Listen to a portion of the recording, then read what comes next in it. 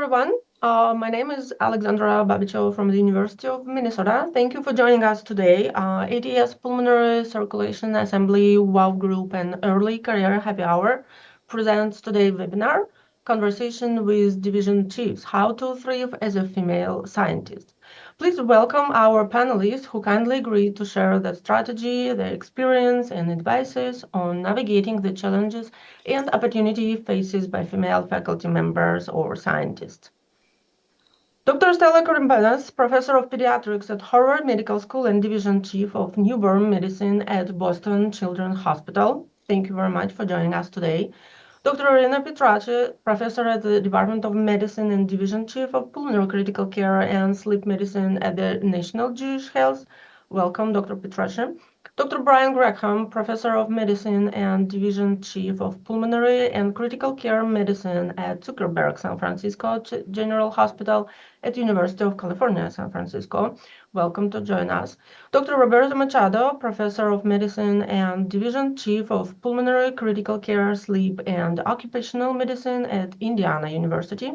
Thank you very much. And Dr. Elena Goncharova, Professor at the Department of Internal Medicine and Director of Pulmonary Vascular Disease Program at University of California Davis Lung Center. Thank you very much, all panelists, for joining us today. Together with my colleagues, Dr. Claire Prohaska from Indiana University and Dr. Shannon Niedermeyer from Johns Hopkins, we will moderate the event.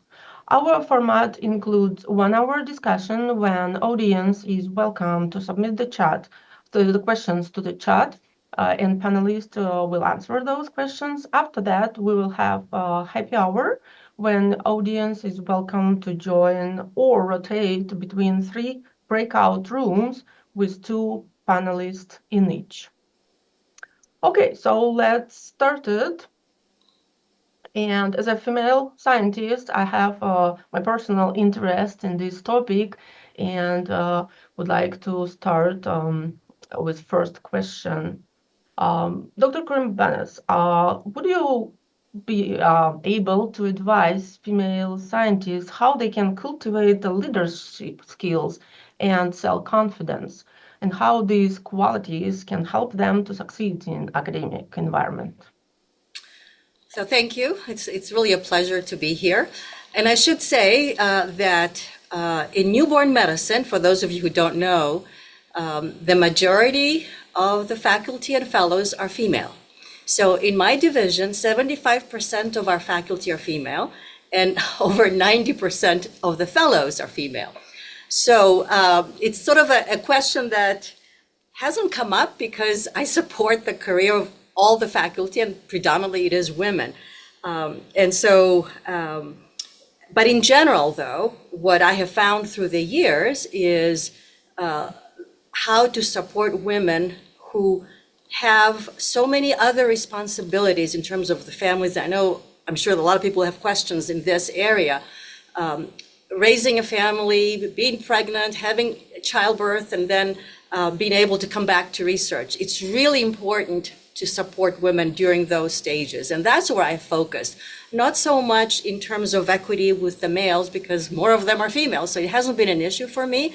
But what I have struggled, and I think I've been very successful by providing a lot of resources, is to help these young women and even more senior women through difficult times in their careers, providing financial support, providing mentorship, providing opportunities, national recognition, and so forth. And we can talk about those details later.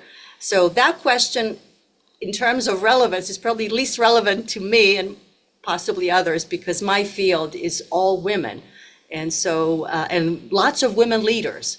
So the environment is, your colleague is a woman. And so your peer is a woman, your role model is a woman. And when you have good role models, it's a lot easier to model that and be a good leader yourself and eventually become a successful physician scientist. So I'm sort of limited in answering your specific question, but I can answer many others. Okay, that's fine. So let's maybe ask male scientists who can see females and how they can build up the leadership skills. Dr. Machado, can you advise as a male and a division chief? Right. Yeah. first of all, thanks for having me. Second of all, I'm very nervous about speaking about this. First, big disclosure, I'm a man. So I don't have your lived experiences. And that's a very important thing that I think when I'm talking to you guys, we have to be aware and I have to be aware. So I happen to think a lot of the disparities we see in this field are not women problem, they're a men problem because we sort of don't recognize our privilege and don't recognize that we have a system that, you know, disfavors, you know, females in terms of advancement in careers and, you know, growth and balancing life with work and those kinds of things. So it's kind of interesting for me to talk about this because I haven't lived this. I'm married to a physician. I've seen it. My mom is a physician and a woman, and she raised me, so I've seen it, but I haven't lived it. So, from my perspective, I think the most important thing is intentionality as a leader and as a division chief, trying to raise the profile and to be an ally to women. Um, Thinking about our profession, 30% of our applicants are female in pulmonary and critical care fellowships. So very different, Stella, than your environment. If you go in order of raising seniority, the appearance and the presence of women, although I think it's getting better, and that's a good thing, is lower than it is for males. So I think you have to be intentional. And I think that intentionality starts with, you know, when you recruit, when you interview, when you are hiring, when you create hiring processes, promotion processes, uh, you have to be intentional about understanding the gender balance of anything you do. So you have to have an eye towards, you know, representation from that perspective early on. So if you build your pipeline early, you're going to be more successful, because I think the important part is again representation, as Stella mentioned. If you don't see leaders in the environment that you resonate with, that you identify with, that is also a sign that women are not welcome, women are not going to be promoted, because you don't have like-minded, like phenotypically or mentally similar folk, right? So I think the important thing is to cultivate an environment, and for people to be successful, you have to have an environment that is rich in the area that you're trying to cultivate. And to do that, you have to be intentional, and it can't be like a, you know, well, this is a side issue. It has to be front and center in your hiring practices, in your mentorship practices. And you also have to be aware of the biases that exist. And if you're not aware of these biases, you create excuses, you don't act. So sort of long-winded answer, but that's sort of my initial thoughts. Okay, thank you so much. Yeah, Shannon, do you have questions? Yeah, this sort of jumps off the back of that discussion that I think is worth bringing up. It's sort of about how can people that are in leadership, or even if that leadership is within your own lab or in your fellowship or wherever it is, what can you do, or are there any things that have worked well to create an environment that is equitable and inclusive, and one that sort of helps promote, you know, certainly having female scientists in senior positions is one thing, but how do we create an environment where we can get those women to senior leadership positions to forward that sort of environmental inclusion that you talked about?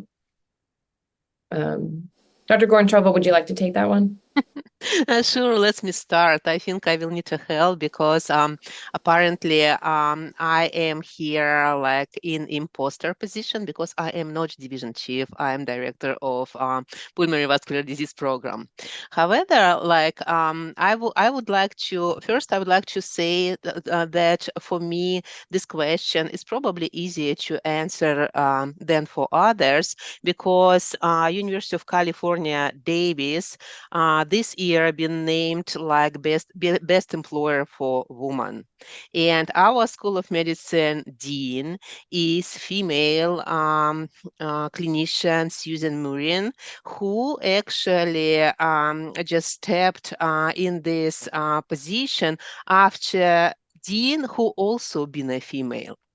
So we do have a great example of the female leaders here in UC Davis, and this pretty much sets up a tone. So for just like and like my impression as impression of many other female leaders is it is like, and I agree with Roberta, it is not enough to mentor male and female scientists, clinicians, researchers equally, because usually our female faculty joining a faculty ranks during their reproductive years, and it is very, very common when climbing up academic ladder, which is hard enough by itself, coincides with having kids. And I think it's where problem starts, right?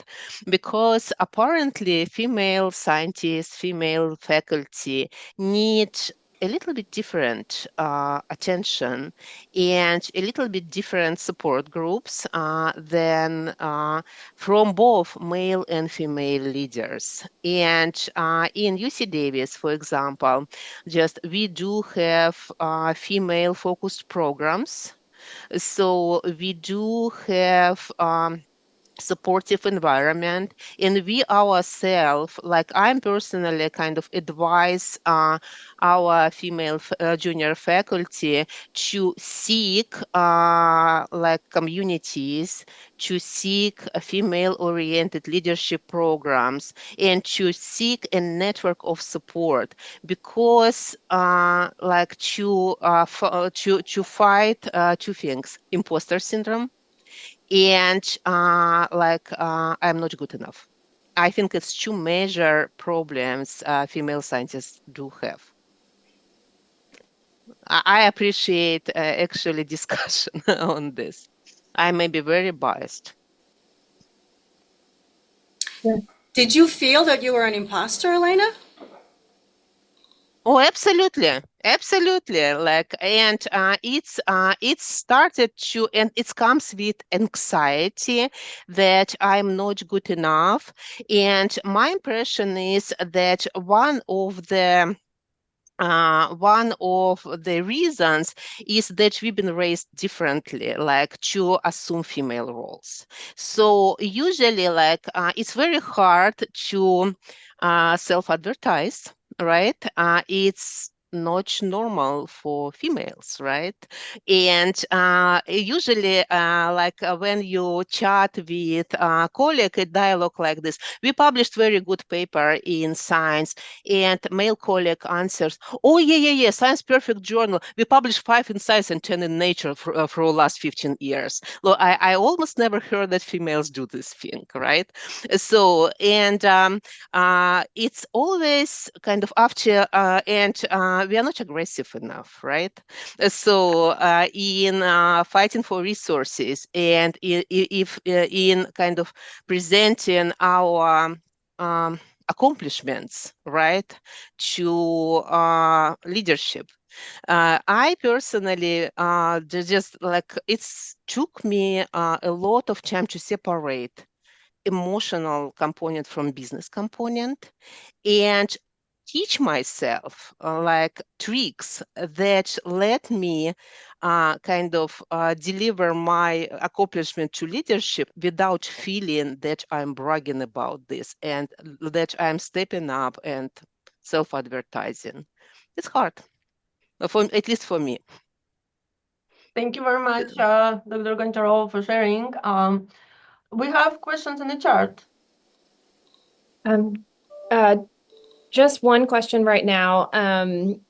in particular that applies to sort of navigating academia, and particularly for immigrant women, where these difficulties are often felt in multiples. And so what advice would you offer women that, carry sort of the burden, using the word in the chat, sort of these intersecting identities, and how that may alter your approach as somebody who's either mentoring or in a leadership position for women? I guess I'll have to take that.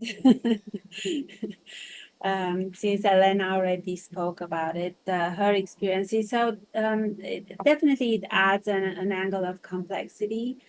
And I think that there's internal resources and external resources that can be employed to tackle this tricky one. And I can share my approach, but I don't have data to tell you that that is the best approach.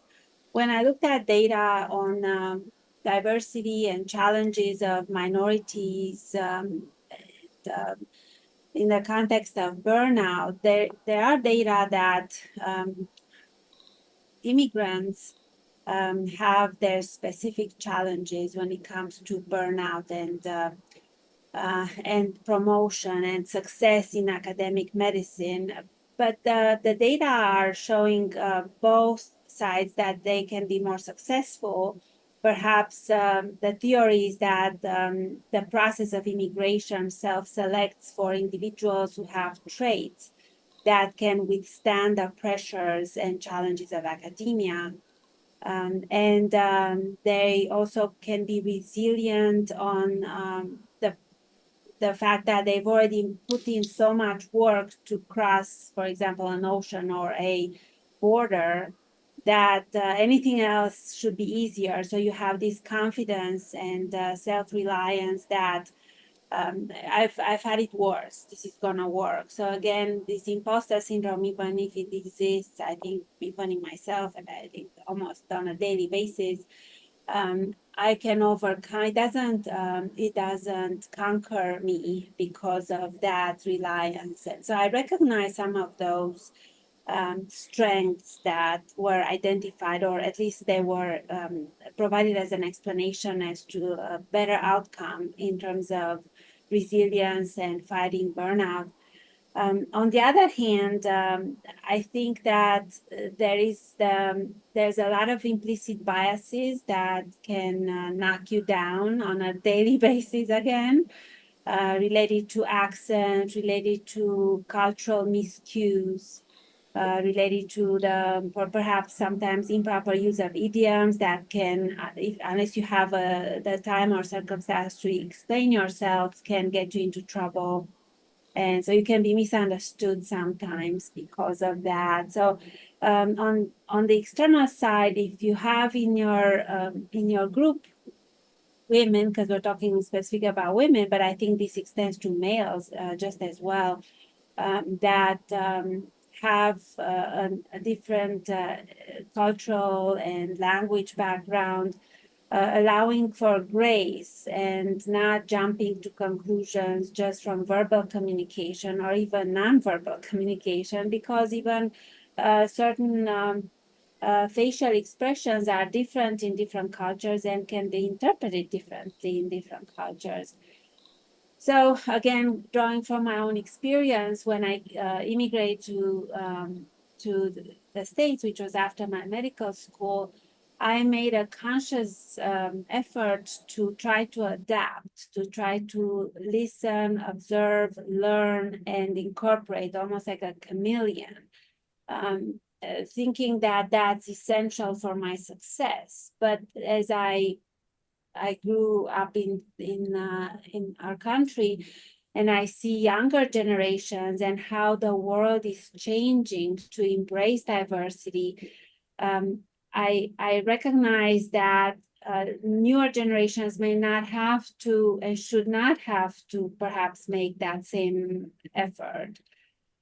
But I still, even in myself, I recognize bias towards individuals who are not trying to adapt, and how that is like, oh, I wish I could teach them how to say that differently because it comes across as extremely rude.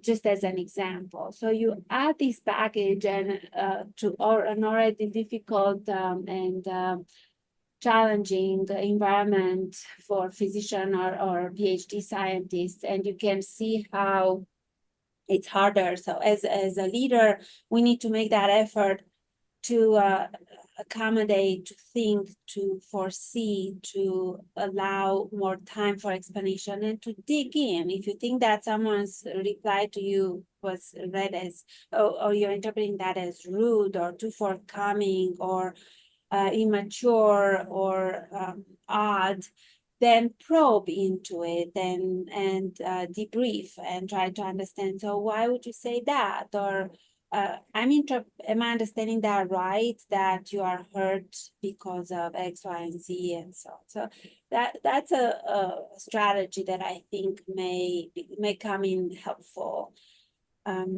Having a diverse lab is also very important to teach you as a leader because you have a more intimate environment in which you could practice these skills. And also you can teach your trainees to become more understanding of these implicit biases. I'll stop there. Thank you, Dr. Petrachos. Thank you for your answer. That's wonderful, I think, strategy you advise. Do we have more questions? We can move to next questions. Claire? Yeah, so I think we've talked about it a little bit, or other people have touched on it, about how women like enter ranks, pretty much in equal numbers as men, but then it kind of drops off over time. And so, Brian, I might ask you, are there any strategies that you've been able to develop to help women like overcome obstacles to achieving, higher career goals? Sure. Thanks, Claire. And again, thanks very much for the invitation to participate. I'm personally learning a lot from the discussion, similar to Roberto. I would think of this in terms of a combination of intrinsic and external factors. So the intrinsic factors would include cultural kind of opportunities for child rearing or elder care, which disproportionately fall on females, better or worse in our society. And so to those end, I think having sort of flexibility to accommodate that, but also kind of not lose ground in terms of kind of promotion and things like that are important. So thinking about strategies to kind of overcome some of those things. So in terms of the kind of how we can support the career advancement, I think a big component of this is the network and sponsorship aspect, where really kind of strengthening the scientific collaborative network of female faculty for advancement, and then sponsorship in terms of thinking of or identifying those that have opportunities, for advancement. I would say regarding the networking aspect, for example, here at UCSF, we have a Women in Pulmonary group where they meet monthly and they talk about issues and and network within themselves. I would say another way we look at this is we have career development committees for our assistant and associate professors, where usually there's a scientific mentor, but more commonly than not, because of the reason that you mentioned, that is that there's more men in sort of the higher ranks, more often than not, the scientific mentor is male. And so we look for a female support as well. Often we have to end up going a little bit farther afield sometimes to find an individual that is applicable, but we try to have some sort of a female support structure in place as well. And then regarding the sort of the sponsorship aspects, I think it's important to look out for those opportunities, both from the perspective of like the division chief, where we receive advertisements for opportunities and sort of try to think about our faculty. I personally leave a list of my faculty on the bulletin board right over my computer. So whenever I see that sort of thing, I scan the list and kind of try to identify who I think will be most applicable and try to be equitable in distribution of that. But also it's important for for junior faculty to email their division chiefs or things like that if there is a sponsorship opportunity, because sometimes, you know, we might not think of that individual or make that connection. And so it's important to self-advocate. And so those are my thoughts on that. Thanks. Kelsey, I see you, but I was going to say, Stella, can we get your input just because, like, with all of your female faculty, I'm interested. Yeah, so I think networking is really important, and the role models that we talked about are really important, but I'm more a nuts and bolts type of an approach, I would say, I've used through the years. Having a technical support while you are on maternity leave, having somebody still work in the lab and have the project going. When I delivered my baby a long time ago, 3 weeks into my maternity leave, I got a call from my mentor who said, I know you're anxious to make progress on your project, so I gave it to Peter. The next day, I was in the lab. So my maternity leave was 3 weeks. And my husband and I were taking shifts because he's a scientist as well. That's how we dealt with this until we got a nanny and so forth and so on. So I vowed never, ever to let anyone suffer through that.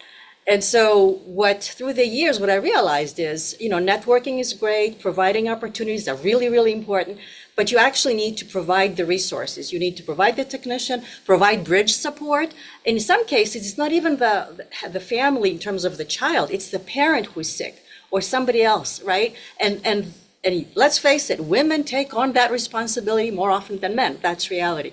So even before COVID, where now working from home seems to be the standard, I let senior women faculty work from home in order to take care of an individual and her family. And this woman faculty is highly successful. In fact, she's in the process of being promoted to full professor this year at Harvard Medical School. So you really have to provide the financial resources and environmental resources, as well as the opportunities. Bridge funding is really important in between grants. You know, get your R1, you can't get the next one, you know, renewed. So you have to have bridge funding. Children's here does something, but I'll tell you, it's minimal. So I provide it from the division. So I have come up with all sorts of financial and technical support structures to help them.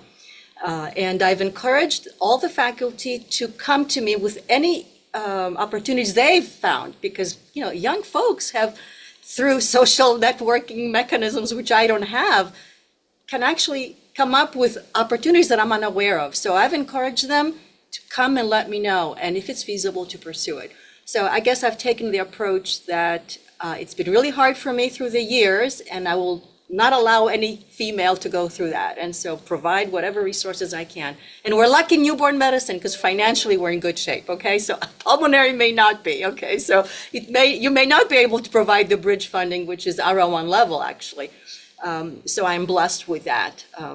Anyway, everybody has their unique situation, but that's my approach. Thank you very much. Kelsey, you had a question? Yeah, so thanks everyone for having this really important conversation. Dr. Korombanis touched a little bit on actually what my question is. I've heard from many of the panelists that culture is really important, and I completely agree.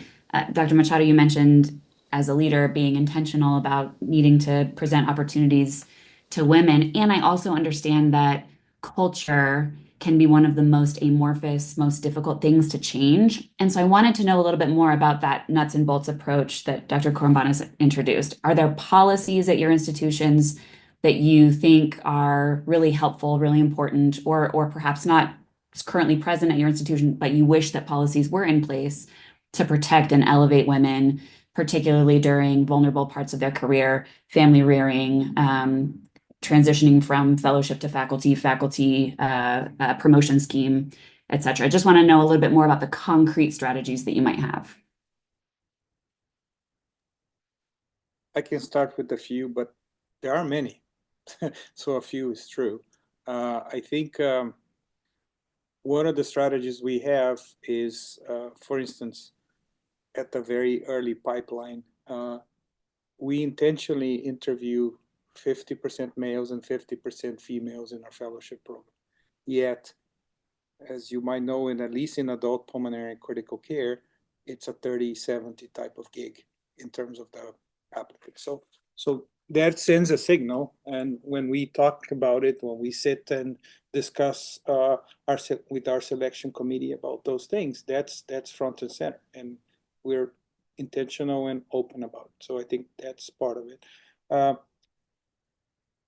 We have changed our hiring practices and our hiring processes. And it wasn't a very high bar, but we don't do taps on the chest anymore, or taps on the shoulder anymore. Hey, dude, come over and you're gonna be faculty. Every faculty position that we have a panel, we have a selection process, we have an evaluation process, and it's open to everybody. Everybody can apply. I mean, usually that applies mostly at the fellowship level, and sort of certain people, the loud and connected ones, tend to come to the forefront. So sort of these small things, I think, have a big impact in terms of giving people a chance to apply, to represent themselves, and to be heard and to be evaluated. At the department level, the Department of Medicine is very aware of that too. And we had a policy, for instance, in terms of elevating leaders and bringing leaders here. So sort of the people we invite to come and speak to us, again, the same mentality of 50-50, bring more women, and sort of highlight their presence. What I unfortunately don't have is the money to do anything different than that. In other words, sort of having special funds for, and it doesn't just apply to females, but we do have a bridge program at the Department of Medicine. The School of Medicine has groups, but it's, I was going to ask Stella, I mean, how do you convince your dean? How do you convince your department chair that these are things that you need to invest on? And we have sometimes basic things like a lactation room that was stolen to become a yoga room for I don't know who, but that's the kind of stuff, like how do you convince your institution that these things are important and support the careers? Yeah, but I have found, Roberto, that the culture of the institution has changed to be more understanding of the diversity and diverse needs. So I can say that Children's Hospital, over my career here, and I've been here for a long time, has really evolved to recognize these are important needs that need to be met.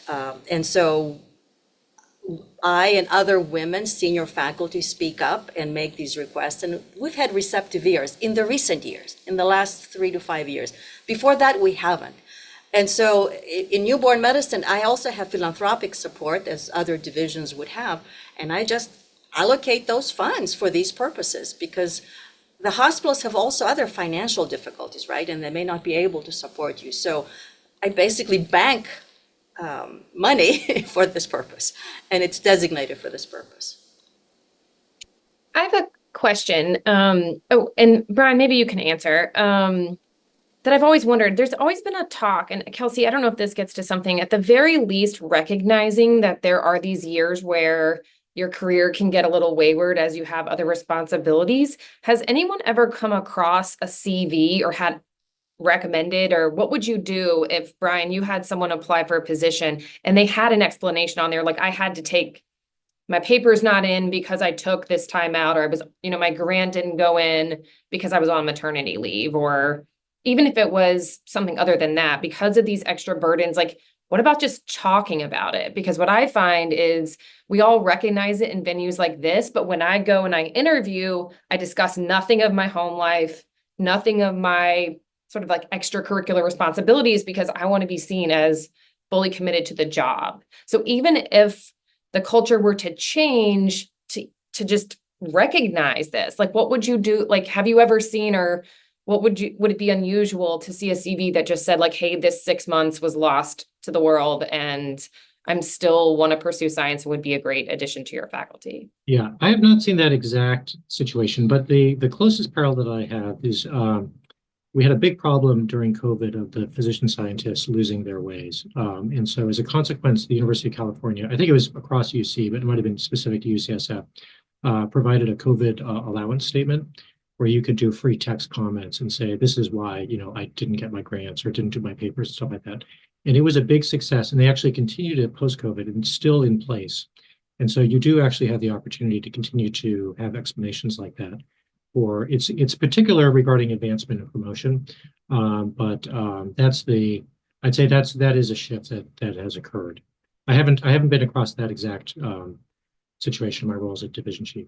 I was actually trying to respond to Kelsey, and I had a couple of other things I wanted to mention. One of them was the hybrid work component. Stella mentioned this briefly, but there's sort of advantages, disadvantages to maintaining kind of a hybrid culture. And on the whole, we've in our division anyway, we've really maintained a pretty strong hybrid culture. And so there's minimal, at least for the faculty, expectation that you need to come into work unless you need to be here for some rationale. And I think there's a lot of advantages to that in terms of sort of childcare flexibilities and lack of commute and things like that. So there's clearly advantages, disadvantages regarding the environment, but that's one. I would say another is that we created two positions that are funded, one of whom is a DEI champion within our division, and the other one is like a wellness director, wellness champion that sort of helps us with activities that keep everybody happy. And those sort of traditionally would fall, I would say, on female faculty and often be unfunded. But in our division, those are salaried positions. And so we provide support for that. And the last comment I'll make is that the first salary that an individual receives often will sort of set precedent going forward for the rest of their career. And so we use a benchmarking approach here at UCSF rather than like a negotiated one-off kind of thing. And so we try to be very mindful of that across genders, minority status, and campuses. Thanks. Yeah, and actually just to comment a little bit on the last point you made, everybody knows what our starting salary is. You cannot negotiate up or down. It's done, period. You don't want to come? That's fine. So, and that actually is very much appreciated. We do something very similar to it. And I think that's important. And always paying attention to parity is critical. Yeah, this is fantastic approach. I just wanted also to add, I think it's UC is doing a very important thing by normalizing paternity leave. So we don't have like maternity, paternity leave, we have parental leave. And if both, for example, husband and wife or both just partners, like it includes adoption as well, both partners work in UC, like each of them can take this leave separately. Like, so it's kind of like multiply to 2 how long your baby can be with one of the parents. And I think it's also priceless and changes the culture, at least little by little.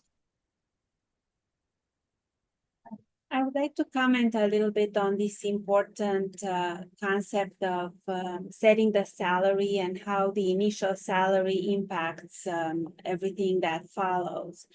So there are institutions that have this luxury of higher demand than supply, or not sure how to say that. There's the phenotypes of the faculty and the number of applicants is so it's matching in a way that everybody seems to come to a happy conclusion where you get enough people to get the job, and also there is equity and no further discussions or headaches, no room to negotiate. And also you get the job done for the division. In other divisions, either because their location may be not as desirable or the types of jobs available may not be so uniform. So there will be needs where one cannot compete by offering everyone the same starting salary. Bioinformatics, for example, now bioinformaticians ask for a lot of money and you cannot get one unless maybe you're Harvard, and so on and so forth. If you look for clinicians, that's another discussion that's not pertinent necessarily to this group. So when you cannot have a no negotiation policy, then it's very important for women applicants to learn how to negotiate. And traditionally, and again, there are papers about that, not only anecdotal evidence, that women do not negotiate well their starting salary. And then you're falling behind throughout, because at the majority of the institutions, the raises are only within certain parameters. And it's very hard to get a 500% raise, right?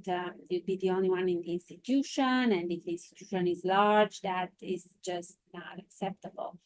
So as an applicant, one would need to be aware of this bias and our inherent kind of trait of agreeing and being agreeing with what is being given and being thankful and looking for other non-financial perks for the job and rationalizing why it's acceptable to get a lower starting salary.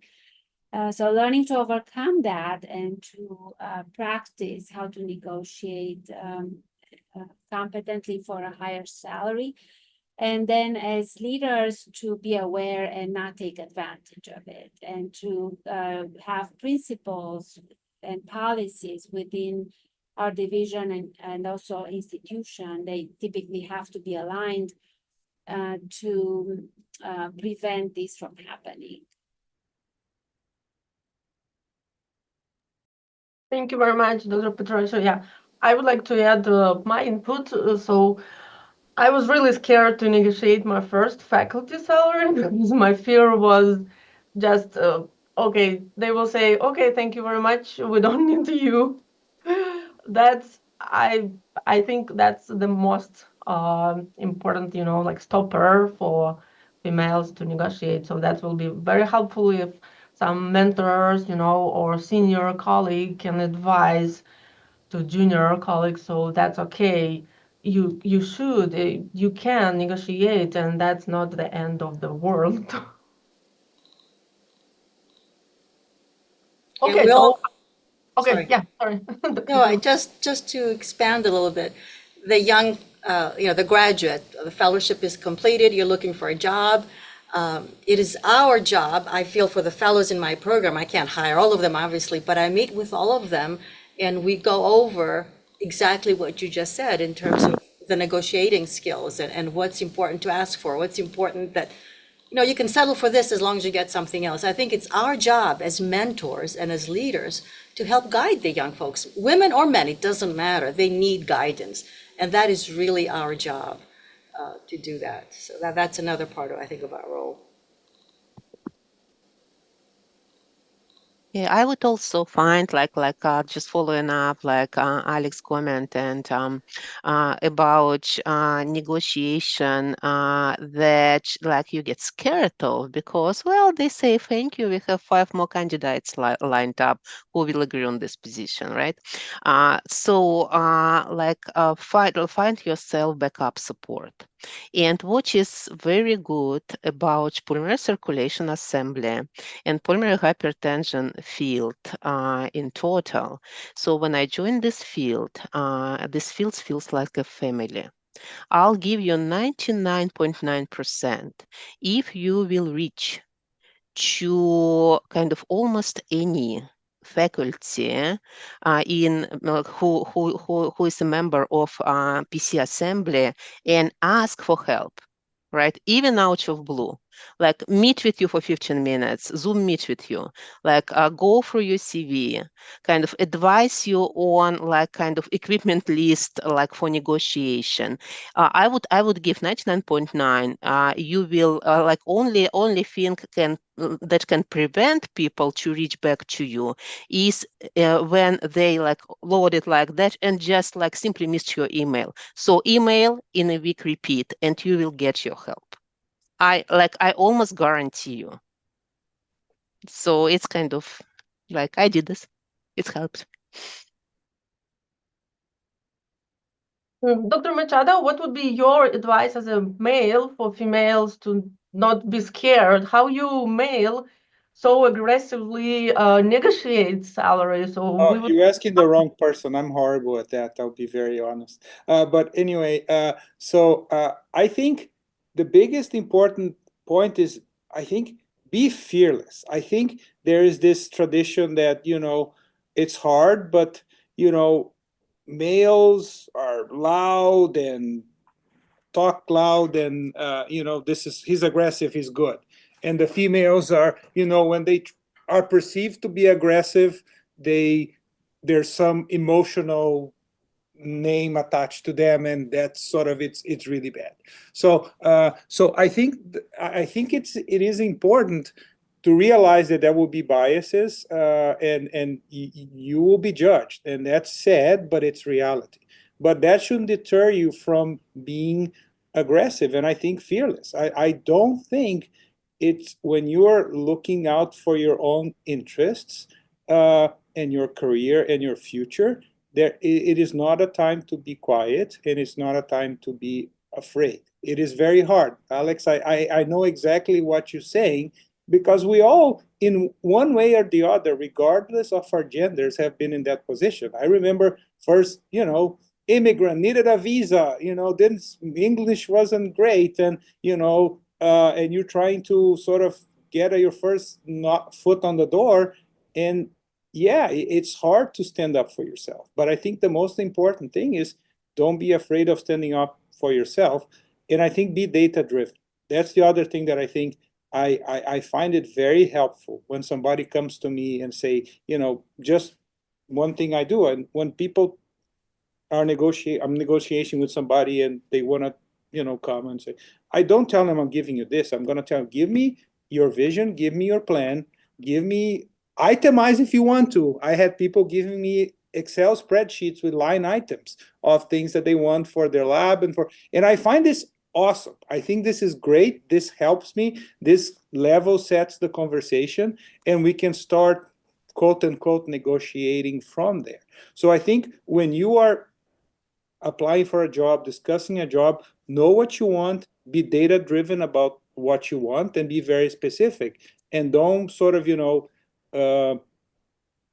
get a number and just throw it at somebody. If you're justifying what you're asking for, just think about writing a grant and writing your budget justification section, right? That is going to get you a lot of points, because at least in my mind, I see it. This person is thoughtful, this person is data driven, this person is organized, and this person is thinking about what he or she wants. And that helps me. That helps me sort of see whether I can provide what that person is asking for, or if I cannot. So I think be fearless and be data driven are the two things I would say. Roberto, I think that's the best advice that I would give as well. Fully agree. Like the rule of negotiation is to not create an antagonism between you and the party you're negotiating with. So you want to create a partnership. And what can you partner around? Your success. So yeah, if there are 4 other applicants, you want to show that person who wants to hire or considers hiring you, why you're the best. And you're not the best because you are the cheapest. You are the best because you can bring the best value and the best, asset to the division, and then, or group or whatever. And then so you emphasize what you're bringing and how can you partner together to ensure your success. Because that division chief, they don't want you just to check a box and say, oh, I recruited Elena. Kudos to me. I'm the best chief ever because I scored Elena, and look how cheap that cost me, and I have money for something else. No, a good division chief should say, I'm investing in this brilliant faculty, and we have a buy-in in your success. So what will it take? So that your salary is part of what will it take for you to be successful, to empower you to bring the best thing to that institution. And then you are on a footing of partnership, and with the data that Roberto emphasized, you'll get there. Yeah. I also want to mention one more suggestion. Negotiate many things, not just one. For example, you negotiating just salary, and that will be win or lose. Whoever get the salary he or she wants, right? So try to negotiate several things. So then you can get 3 out of 5. So then you will be satisfied, will be proud of you, right? But at the same time, other side will be satisfied as well. So that's, I believe, where the partnership can come up. I actually agree with wonderful suggestions. I just also wanted to add, be mindful whom you negotiate with in terms of university structure, because there are public universities with FTEs going from states. There are private universities, soft money universities, in which you have to bring all your salary, like yourself. And those are two different kinds of negotiations, because if university provide you with 70% or 90% coverage of your salary, like it's very unlikely they will also can come with a huge startup package, because public universities are not like famous for a lot of funds to hire, but they provide stability. Private universities completely they can come with bigger startups, but you will be responsible for your own salary in many places. It's also like it's kind of like waiting game. If you ask in which they can't provide you, negotiation will be failed before you started it. That's great, Elena. Can I add something else, which I hadn't realized until I started doing this job? Here at Children's and here at other institutions, you get a startup package, right, to open your lab. Let's say it's $2 million. Just pick that number. I don't know how it is at other institutions. That means overhead comes out of that one. So you are not getting $2 million direct funds to do your research. You're getting a lot less than that. So this is something that I sort of learned that happened to me. And again, it's like, well, when you as a young faculty member talk about your needs and come up with a budget that's itemized with data-driven, as Roberta said, I fully agree. And the cost is $2 million because you have the special equipment. You can't, then be told, okay, you got it, but then when you start the job, it's divided by 1.75, depending on the overhead. And so what I talk with my faculty, I say to them, this is the direct funds that you're going to get. It's real. You're not going to pay overhead above this. And so when I help them also negotiate in other places, I also advise them to find out whether this is direct or does not include or includes the indirect, or however they do it. Just to be informed. I mean, the point is nobody tells you these things, and you need to have that information. And sometimes it's trial and error, and you fail and you learn from it. But we in a leadership role need to provide that information to the young folks. Thank you, Dr. Kourymbanos. Do we have other questions from audience? Not necessarily question, but I think Sarah All brought up a really interesting point that kind of fits this negotiation discussion with leadership conversation, which has to do with promotion and sort of maybe you could talk about Brian, I'll throw it to you again. Particularly for women who maybe are joining faculty or are looking to go in that really critical period between assistant or like instructor to assistant or assistant to associate professor.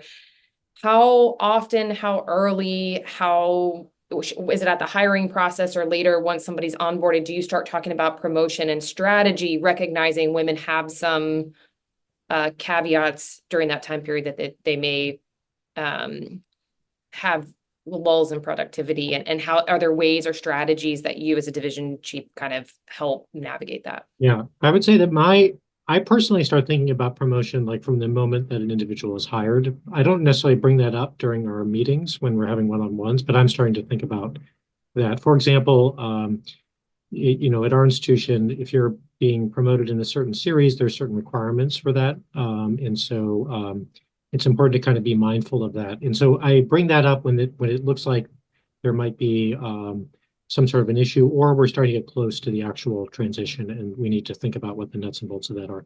For example, at our institution, usually there's sort of an expectation of like 5 to 10% service time, either within the institution or to like a national organization like the ATS or things like this. And so you need to have not just like a really good, research, grants and things like that, but some sort of a little bit more dimension, like on the service aspect. And so we often those are, people do that through participation in discussions just like this. But it's important to make sure that people are doing that. And so I try to raise that up, maybe a year or two in, if it looks like that's not something that that individual is engaging with, for example, or other aspects like that. I would say that, but by and large, people.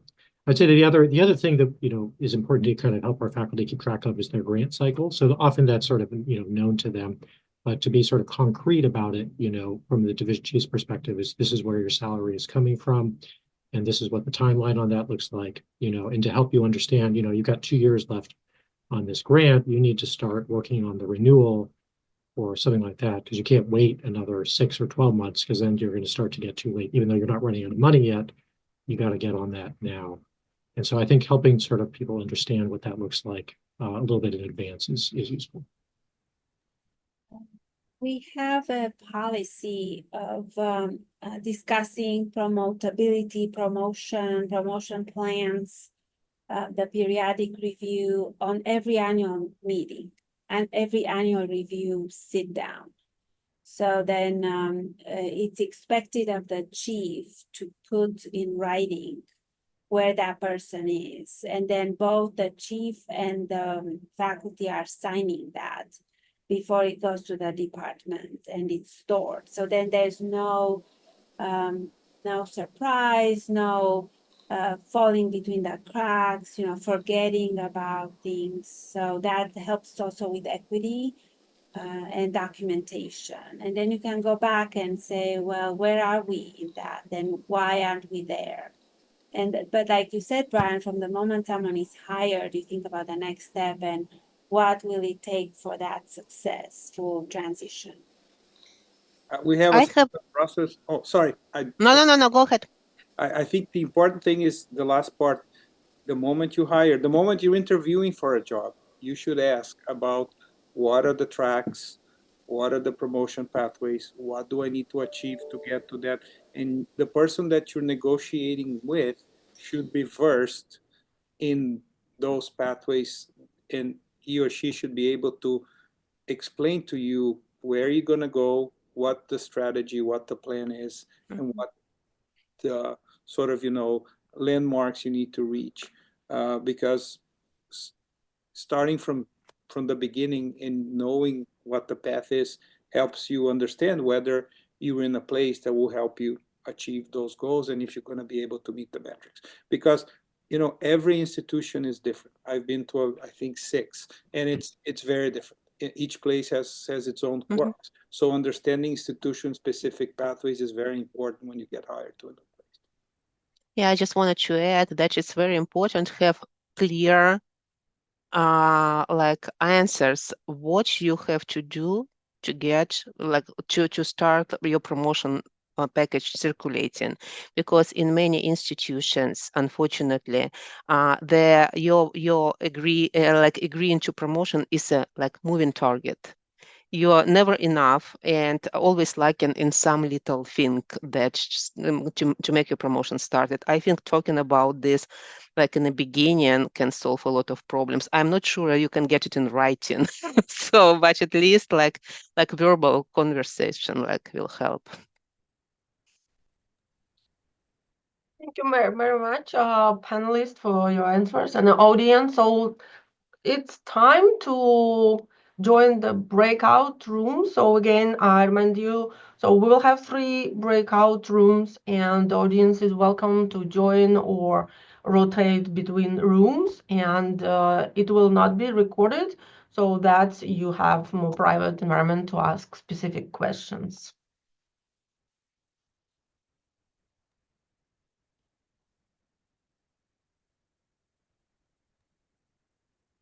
How do I get to the break? Right, that was going to be my question. I missed the rooms. Yeah, I don't know too. Maybe we will be sorted out eventually. Samantha, are you going to navigate this? Yes, they should have already, if you scroll down on the bottom of the page, you should see a red button under breakout rooms. No. And click more if you don't see it. So Okay. More. More. Oh, join breakout room. Excellent. Yes. Okay, thank you very much. I think we have all folks back to the main room from breakout. I hope you have fruitful conversation and productive communications with our panelists in the breakout room. And thank you very much for panelists to provide valuable guidance on your career development, leadership, and thriving in the scientific community. Let's also thank our moderators again for their time and efforts to make this event a success. And I would like to say special thank you to the organizers of this event who was behind the scene, Dr. Ki Yuan from Boston Children's Hospital, Dr. Larissa Shimoda from Johns Hopkins, and Dr. Navneet Singh from Brown University. Thank you very much to come up with this idea, wonderful idea. And we need to talk more often about these topics. Okay, thank you very much. Stay tuned for new future events and have a great day. Thank you. Thank you very Thank you, much. It was a everyone. great Thank you pleasure. all. Bye. Thank you. Bye. Thanks. Bye. Bye.